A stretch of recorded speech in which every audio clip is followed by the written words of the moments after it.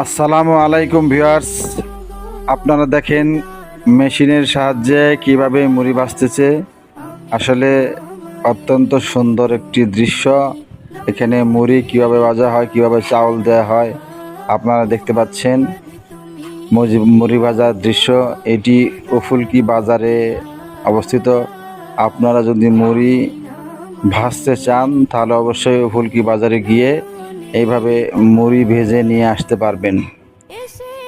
প্রিয় ভিউয়ার্স, আপনারা যদি এটা প্রথম দেখে থাকেন তাহলে লাইক এবং শেয়ার করে আমাদের সঙ্গে থাকুন।